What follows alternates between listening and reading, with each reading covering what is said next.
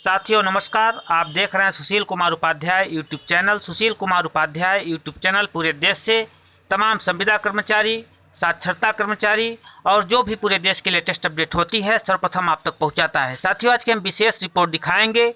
देश में बेरोजगारी का दंश झेल रहे विभिन्न प्रांतों में 5,50,000 शिक्षा प्रेरकों की वर्तमान स्थिति क्या है, उनका बकाया मानदेय और संविदा बहाली को लेकर और तमाम राज्यों और देश से क्या आज की लेटेस्ट अपडेट आ रही है और भी खबर हम आपको देने का प्रयास करेंगे। हम यह भी आपको दिखाने का प्रयास करेंगे किस तरह से पूरा देश लॉकडाउन के दौर से गुजर चुका है, लेकिन एक बार स्थितियां फिर प्रतिकूल आ रही है। ऐसा लग रहा है कि सरकार एक बार पुनः लॉकडाउन लेकर राज्य में लगा सकती है। तो साथियों हम पूरी रिपोर्ट दिखाएंगे। तमाम राज्यों की स्थिति इस समय भी एक बार पुनः भयानक स्थिति हो रही है। जैसे जैसे ठंड का प्रकोप बढ़ रहा है, कोरोना धीरे धीरे बढ़ रहा है। अब देखने वाली बात है कि सरकार जो तमाम बेरोजगार हैं, जो साक्षरता कर्मी हैं, जो कि देश में 5,50,000 की संख्या में हैं और आज बेरोजगारी का दंश झेल रहे हैं, लगभग 2.5 वर्ष से ये लोग सेवा से बाहर कर रहे हैं। जैसा कि आप हमारे लाइव स्क्रीन पर देख रहे हैं, देश के विभिन्न प्रांतों में लगातार साक्षरता कर्मी अपने आवाज़ को बुलंद कर रहे हैं, लेकिन सरकार इस से केवल उनको आश्वासन की घुटी पिलाई जा रही है। अभी तक देश के 27 राज्यों में चल रहे साक्षर भारत मिशन कार्यक्रम को सरकार ने बंद कर दिया है।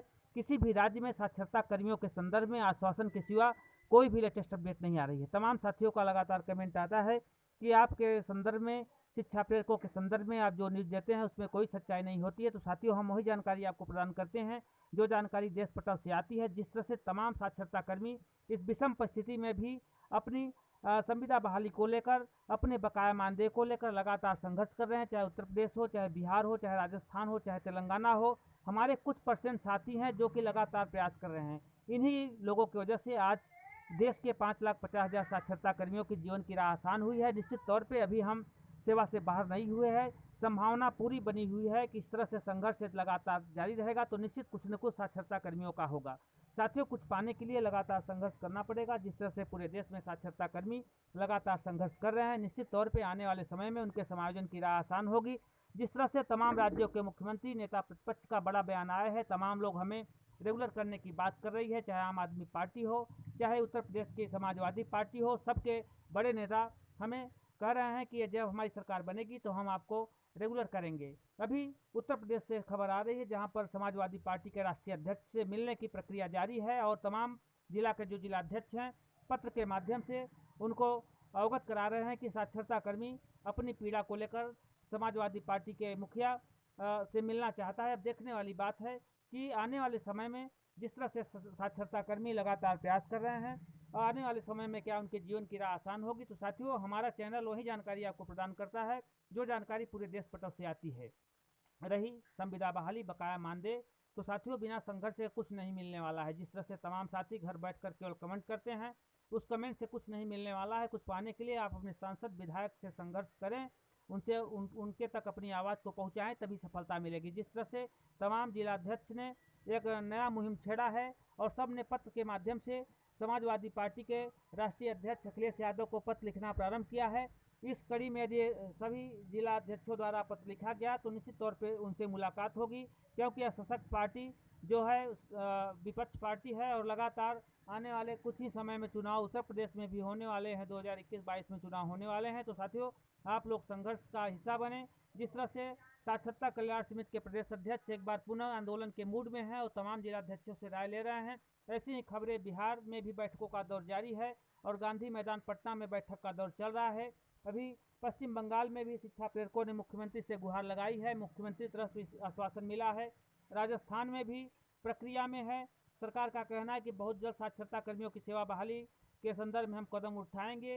रही मध्य प्रदेश की बात, तो वहाँ पे साक्षरता कर्मियों का जो मानदेय बाकी था उस संदर्भ में भी इस महीने के लास्ट तक जो भी मानदेय बाकी है रिलीज हो जाएगा। लेकिन उत्तर प्रदेश जैसे बड़े राज्य में अभी तक कोई जानकारी नहीं है, केवल सरकार की तरफ से आश्वासन दिया जाए। तो साथियों आज की जो विशेष अपडेट है, पूरे देश की स्थिति भयावह है। देश में 5,50,000 साक्षरता कर्मी इस भयावह दंश से जूझ रहे हैं, तमाम हमारे साथी। तो साथियों हम देश के 5,50,000 साक्षरता कर्मियों की पीड़ा बराबर आप तक पहुंचाते हैं। जैसा कि हमारे लाइव स्क्रीन पर देख रहे हैं, हमारे साथी लगातार आप किसके लिए संघर्ष कर रहे हैं। निश्चित तौर पर साथियों इस संघर्ष का नतीजा रिपोर्ट आपको दिखा रहे हैं। वर्तमान स्थिति में किस तरह से देश में कोरोना की एक भयावह स्थिति हो रही है, जिसको लेकर कोरोना की स्थिति पर सुप्रीम कोर्ट भी चिंता व्यक्त की है। उन्होंने केंद्र और राज्य सरकार से 2 दिन में मांगी स्थिति की रिपोर्ट।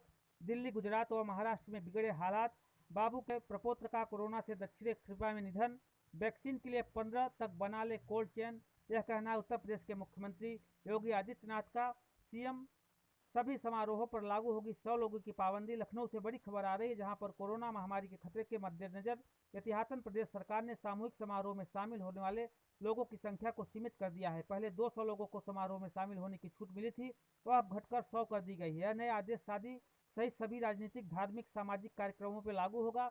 यह आदेश आज मुख्यमंत्री स्तर से लागू की है। साथियों, निर्विवाद विरासत खतौनियों में दर्ज होगी चलेगा अभियान। उत्तर प्रदेश से एक बड़ी खबर आ रही है, जहां पर खातेदारों की मृत्यु के बाद खतौनी में उत्तराधिकारियों के तौर पर अपना नाम दर्ज कराने के लिए भटक रहे लोगों को सरकार ने बड़ी राहत देने जा रही है। प्रदेश के सभी गांवों में निर्विवाद उत्तराधिकार विरासत को दर्ज करने के लिए सरकार अभियान चलाने जा रही है। 2 महीने के अवधि के लिए प्रस्तावित इस अभियान में 25 नवंबर से शुरू कर 25 जनवरी तक संचालित करने का इरादा है। कुछ साथियों से निवेदन है, जिनका विरासत अभिलेख में दर्ज न हो तो अपना अभिलेखों में नाम दर्ज करा सकते हैं। तो साथियों, आज की ही रिपोर्ट आ रही है, कोरोना की स्थिति एक बार पुनः भयावह हो चुकी है। मिर्जापुर जनपद में जो है एक स्कूल में कोरोना से संक्रमित बच्चे मिले हैं, जिसको लेकर पूरे देश और प्रदेश में हाहाकार की स्थिति है। तो साथियों, आप लोग इस मुहिम का हिस्सा बने और जिस तरह से कोरोना काल चल रहा है उससे आप सावधानी बरतें, मास्क लगाएं, किसी समारोह में जाएं तो 2 गज की दूरी रखें और प्रयास करें कि एक बार कोरोना काल से जो है देश की स्थिति सामान्य हो सके। तो साथियों, सरकार प्रयासरत है। कोरोना वैक्सीन देश के बीच हासिल करने की होड़ लगी है। 6.4 अरब खुराक का हो चुका है सौदा, 3.2 अरब के लिए चल रही है बात। तमाम जो कंपनियां हैं वो परीक्षण कर रही है। फिलहाल मॉडर्ना, फाइजर व गेमिलिया की कोरोना वैक्सीन के तीसरे चरण का परीक्षण परिणामों की अंतिम रिपोर्ट सामने आई है, लेकिन देश के बीच वैक्सीन को हासिल करने की होड़ मच गई है। विकसित देशों की भी कीमती वैक्सीन खरीदने में सक्षम है। विकासशील देश भी उसे हासिल करने की क्षमता रखते हैं, लेकिन इस दौड़ में गरीब देश काफ़ी पीछे पिछड़ जाएंगे। देशों के बीच वैक्सीन पाने की होड़ हो गई है, अब अन्य विसंगतियों को जन्म देगी। तो लगातार हर जगह प्रयास जारी है।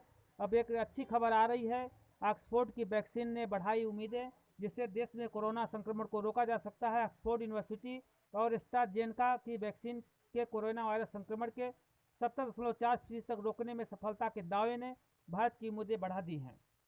वैसे वैक्सीन के कारगर होने के दावे ब्रिटेन, दक्षिण अफ्रीका, ब्राजील में किए गए हैं। तीसरे चरण के ट्रायल के आधार पर किए गए भारत में अभी इस वैक्सीन को तीसरे फेज का ट्रायल जारी है, लेकिन सुरक्षा के मापदंडों पर खरा उतरने और भारत के तीसरे फेज के नतीजों के आकलन के बाद इसको आपातकालीन उपयोग की इजाज़त दी जा सकती है। इसमें देश में कोरोना संक्रमण की दूसरी लहर, उसमें होने वाली मौतों को रोकने में मदद मिल सकती है।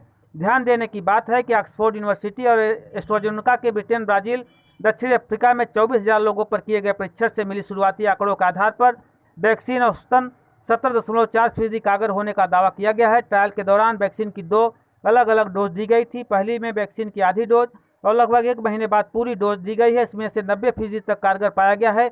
वहीं दूसरे पहले पूरी डोज और फिर लगभग 1 महीने बाद पूरी डोज दी गई, इसमें से 62% तक कारगर पाया गया। पहले, दूसरे और तीसरे फेज के ट्रायल में वैक्सीन को सभी उम्र के लोगों के लिए पूरी तरह सुरक्षित पाया गया है।